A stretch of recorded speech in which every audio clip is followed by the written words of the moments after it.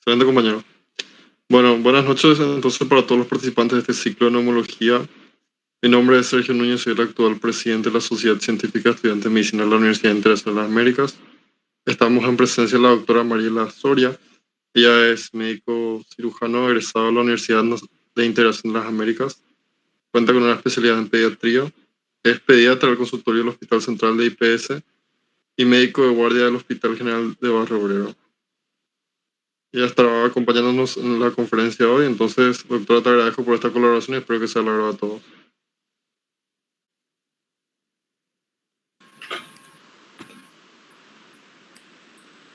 Buenos días buenos días a todos, ¿verdad? Muchísimas gracias por la invitación.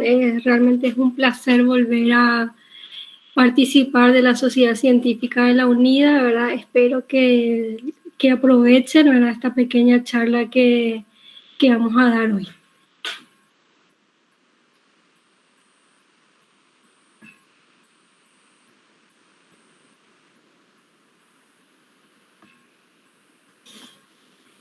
Bueno.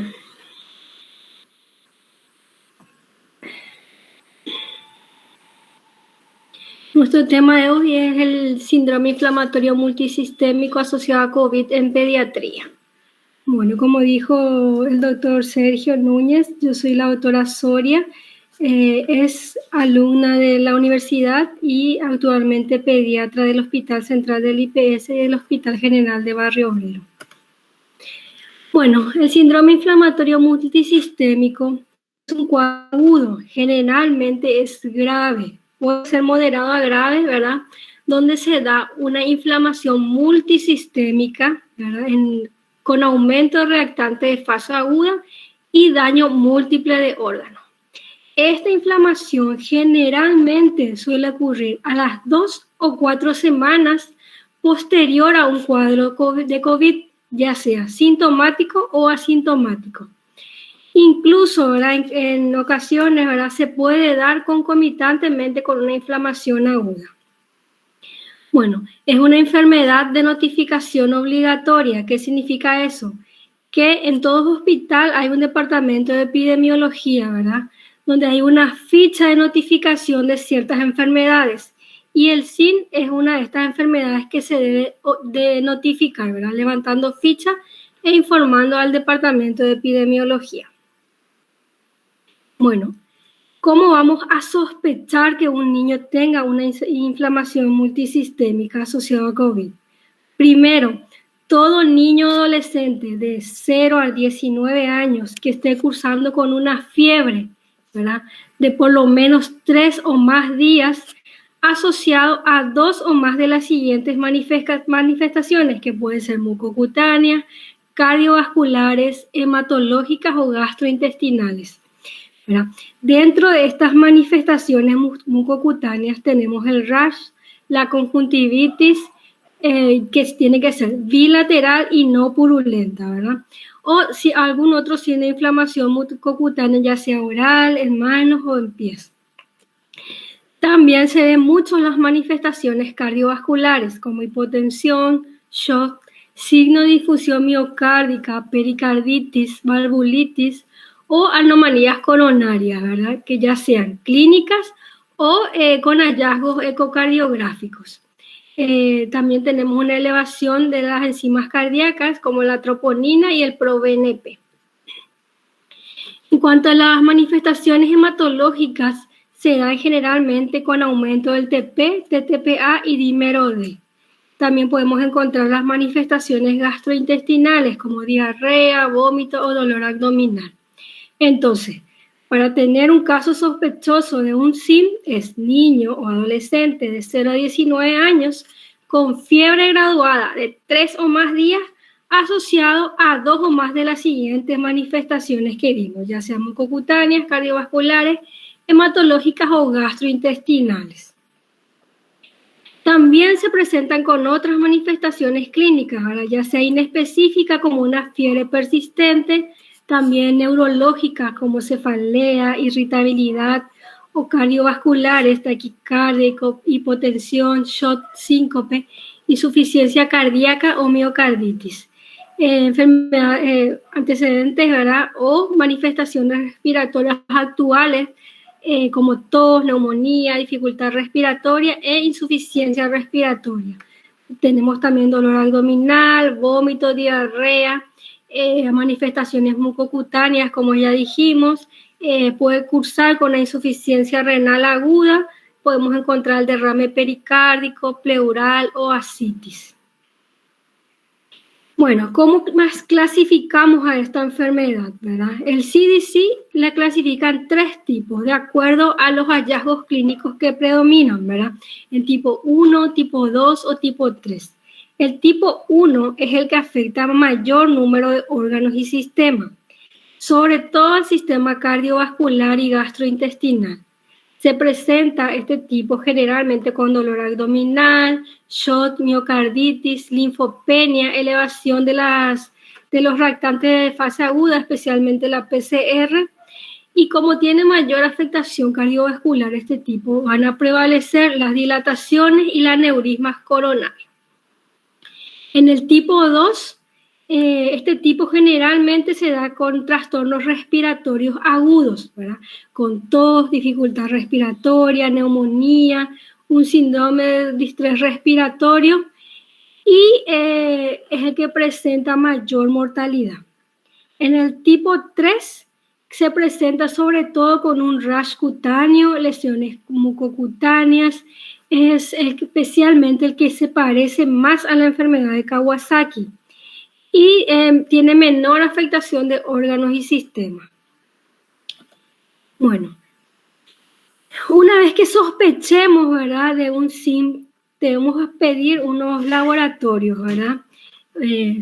Primeramente un hemograma donde podemos ver leucocitosis, linfopenia, una anemia moderada. Tendremos plaquetopenia, ¿verdad? Pero la plaquetopenia no es muy baja, ¿verdad? Generalmente es mayor a 50.000. Los reactantes de fase aguda, como ya dijimos, generalmente siempre están alterados. Una PCR aumentada mayor a 20 miligramos generalmente vamos a encontrar una eritrosedimentación también aumentada. Si le hacemos una gasometría, vamos a encontrar una acidosis metabólica. En cuanto a la crisis sanguínea, vamos a ver un dímero D aumentado mayor a 500, un TP y TTP alterados, generalmente elevados, y un fibrinógeno mayor a 400, ¿verdad? También vamos a encontrar hipoalbuminemia, hiponatremia, las enzimas hepáticas aumentadas, GOT y GPT aumentados, troponina, la troponina I, ¿verdad? CPK, BNP, ProBNP van a estar aumentados, ¿verdad? LDH aumentado, procalcitonina, ferritina mayor a 120 miligramos por decilitro, y la interleucina 1 y la interleucina 6 que van a estar aumentados también. Bueno, en cuanto a los métodos auxiliares de diagnóstico, ¿verdad? Lo que sí o sí debemos hacer a cada paciente que tenga la sospecha es una radiografía de tórax y una ecocardiografía, ¿verdad? Ya que tiene mucha afectación cardíaca. Generalmente en la radiografía vamos a ver un infiltrado algodonoso, ¿verdad? Intersticio alveolar, bilateral, difuso. También en las radiografías nos van a servir para ver si el paciente está con un derrame pleural o tiene alguna cardiomegalia, ¿sí? Secundariamente le hacemos, ¿verdad?, un ecocardiograma, ¿verdad?, donde vamos a ver una afectación cardíaca generalmente con una disfunción del ventrículo izquierdo. Podemos tener trombos, birrefringencia de las coronarias o aneurismas de las coronarias también podemos encontrar. En cuanto a la tomografía, generalmente no está indicado de entrada a todos los pacientes, ¿verdad? Pero sería útil, ¿verdad? Y se debería hacer en los pacientes que no respondan al tratamiento, que no tengan mejoría, ¿verdad? O que estén hemodinámicamente inestables. También sería útil una ecografía abdominal en caso de que haya dolores abdominales, ¿verdad? Podemos, buscando así líquido libre en la cavidad abdominal, también vamos a tener dilataciones de asas e incluso a nivel de las vesículas vamos a encontrar las paredes de las vesículas engrosadas. La tomografía de cráneo e incluso una resonancia magnética tampoco está indicada de entrada, pero se podría realizar en el caso de una sospecha de alguna vasculitis o un accidente cerebrovascular que se puede dar secundariamente como complicación. Bueno, entonces, ¿cómo hacemos el diagnóstico, verdad? Dijimos, todo paciente que reúna los criterios de definición de casos que ya vimos, que son de 0 a 19 años, con fiebre más de 3 días y que presenten 2 o más de las manifestaciones que vimos, ¿sí? Con clínica y laboratorio compatible. Ya vimos los laboratorios que son compatibles. Y además tiene que tener una PCR o serología positiva para SARS-CoV-2. O si no tenemos esos laboratorios positivos, también se considera con un contacto estrecho con un caso confirmado para COVID-19. Bueno, una vez realizado el diagnóstico, el tratamiento y el manejo del paciente es multidisciplinario. ¿Qué significa eso? No solo el pediatra va a manejar este tipo de paciente. Maneja el pediatra conjuntamente con el hematólogo, con el infectólogo, con el reumatólogo, con el cardiólogo, por la afectación multiorgánica que se produce en el paciente, ¿verdad? También el departamento de epidemiología debería de participar en el manejo del paciente, ya que es una enfermedad de notificación obligatoria. Bueno, el tratamiento se basa más bien en disminuir o evitar la falla multiorgánica, ¿verdad? La falla miocárdica, y la inflamación multisistémica y la formación de trombos en el paciente, ¿verdad? Podemos dividir el tratamiento en dos partes. La primera parte, ¿verdad?, que sería un abordaje inicial, las medidas generales del paciente. ¿Qué consiste eso? Primeramente, aislar al paciente, ¿verdad? El personal de blanco tenía que tener su equipo de protección también, su EPI, ¿verdad? Tomarle los laboratorios, canalizar la vía periférica, como te digo, asegurar la vía aérea, ¿verdad?, como un soporte de oxígeno, ¿verdad? Luego, y la notificación obligatoria, no olvidarse de eso. Luego tendríamos un tratamiento antibiótico y antiviral. Bueno, el tratamiento antibiótico debe ser de amplio espectro, especialmente si existe descompensación hemodinámica, ¿verdad? Y lo hacemos con vancomicina en una dosis a 60 miligramos kilopeso día en 4 dosis diarias y cefotaxima a 200 miligramos kilopeso. Ambos antibióticos se hacen conjuntamente. Los antivirales en pediatría se puede realizar oseltamivir en el caso que tenga alguna infección aguda, o sea, síntomas agudos respiratorios, ¿verdad? Que esté en ese momento con tos, rinorrea, dificultad respiratoria, se podría realizar oseltamivir.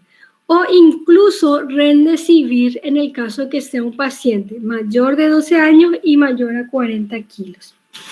Bueno, eso sería un abordaje inicial, ¿verdad? En la segunda parte del tratamiento, ¿verdad?, que sería el manejo hídrico y tratamiento del choque, el tratamiento inmunomodulador y el tratamiento antitrombótico, ¿verdad? En el tratamiento hídrico y el tratamiento del choque hay que evaluar al paciente si tiene signos de choque, ¿verdad? ¿Cuáles son esos signos de choque?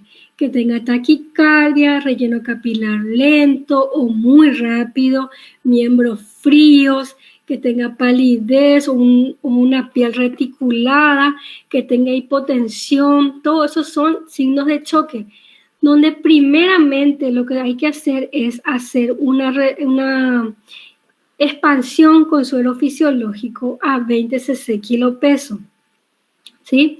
Bueno, podemos hacer 2 o 3 expansiones, pero si el paciente no responde a estas expansiones, ahí ya se evaluaría el inicio de inotrópicos. Bueno, en el caso de tratamiento inmunomodulador usamos inmunoglobulina y un corticoide que es la metilprednisolona, ¿verdad? En la inmunoglobulina el tratamiento se hace a 2 gramos kilopeso en un día. Ese es en caso de que nuestro paciente esté hemodinámicamente estable. Si existe inestabilidad hemodinámica, sería la misma dosis, 2 gramos kilopeso, pero se realizaría en 48 horas, o sea, en 2 días. Y conjuntamente a la administración de inmunoglobulina ya se debe iniciar la metilprednisolona, que sería a 2 miligramos kilopeso día en 4 dosis, o sea, sería durante 4 días. ¿Verdad? Si no existe mejoría, hay una respuesta clínica favorable. ¿Qué significa eso? Que el paciente siga con fiebre elevada, los reactantes de fase aguda que habíamos visto al inicio no estén en descenso, o que exista inestabilidad hemodinámica, se puede volver a administrar una dosis de inmunoglobulina pasadas las 36 horas de la primera dosis, ¿sí? O incluso se puede hacer bolos de metilprednisolona a 30 miligramos kilopeso dosis. Ese es en cuanto al tratamiento inmunomodulador. En cuanto al tratamiento antiagregante, plaquetario y antitrombótico, hacemos con ácido acetilsalicílico y heparina de bajo peso molecular. Entonces, el ácido acetilsalicílico debemos iniciar primeramente con dosis antiinflamatoria, ¿verdad? ¿Cuál es la dosis antiinflamatoria? Es a 30 o a 50 miligramos kilopeso dosis, en 4 dosis diarias, por 3 días. Luego se debe disminuir esa dosis de aspirina a una dosis antiagregante, que sería a 3 o a 5 miligramos kilopeso en una sola dosis. Esta dosis se mantiene por 6 a 8 semanas, pero con el seguimiento estricto de hematología, ¿sí? También la heparina de bajo peso molecular, hay 2 formas de hacer. Se debe hacer un tratamiento profiláctico o un tratamiento ya, ¿verdad? ¿Cómo saber cuál de los 2 tratamientos realizar? Se hace profilaxis si el dímero D está mayor a 6 veces del valor normal, en adolescentes inmovilizados, en pacientes con cardiopatía dilatada o en pacientes que tengan antecedentes tanto personales o familiares de enfermedad tromboembótica o un accidente cerebrovascular, ¿verdad? En ese caso, la dosis es 1 miligramo kilopeso dosis, ¿verdad? Cada 24 horas. En cambio, ya se optaría por un tratamiento que sería a 1 miligramo también kilopeso dosis, pero sería cada 12 horas. ¿En qué caso? Cuando haya disfunción severa del ventrículo izquierdo, aneurismas gigantes, tromboembolismo o alguna sospecha de un trombo. En ese caso ya se iniciaría tratamiento con heparina de bajo peso molecular. Bueno, básicamente ese es el tratamiento, ¿verdad? Del síndrome inflamatorio multisistémico, ¿verdad? Entonces, repasando otra vez, ¿verdad? Tendría que hacer un abordaje inicial, un manejo de líquidos, los antibióticos, los antivirales en el caso que sean necesarios, un tratamiento antiagregante y antitrombótico y un tratamiento inmunomodulador, ¿sí? Y el seguimiento con todas las especialidades. También se hacen los ecocardios de control, ¿verdad? Ya que tiene mucha afectación cardíaca, se hace al inicio, a las 48 horas y luego según hallazgo, cómo van evolucionando el paciente, ¿verdad? Existen criterios de estos pacientes para ingreso a terapia intensiva. Como dijimos al inicio, estos pacientes generalmente son o moderadamente o son ya graves, ¿verdad? Entonces, en su mayoría, ellos ingresan a terapia intensiva. Los criterios que se utilizan la mayoría son criterios que se usan para casi todas las otras enfermedades, ¿verdad? Que son choque refractario al líquido, que tenga signo de compromiso miocárdico o evidencia por ecocardiografía, que tenga insuficiencia respiratoria, que tenga alguna alteración del estado de conciencia, estado convulsivo, una edad menor a 2 años con compromiso de más de 2 órganos, o incluso menores a 2 años que no respondan al tratamiento, es también un criterio de ingreso a terapia. También el requerimiento de un control estricto del medio interno. Esos serían los criterios de ingreso. Y los criterios de egreso, o sea, del alta de terapia intensiva, sería la ausencia o mejoría de la causa que motivó el ingreso, la estabilidad hemodinámica, la ausencia o la necesidad de asistencia respiratoria mecánica y la estabilidad del medio interno. Esos serían los criterios del alta ya de terapia. Una vez que el paciente sale de terapia intensiva, vuelve a sala donde se le controla, se le monitoriza y existen criterios para el alta hospitalaria ya. ¿Cuáles son esos criterios? Que el paciente tenga una apirexia de 48 horas, o sea, que esté afebril de por lo menos 48 horas, que esté sin necesidad de oxígeno suplementario de por lo menos 24 horas, que haya mejoría en las imágenes radiológicas, que haya un descenso sostenido de los reactantes de fase aguda y que tenga una buena ingesta a la vía oral. Bueno, eso es todo lo que podría compartir con ustedes.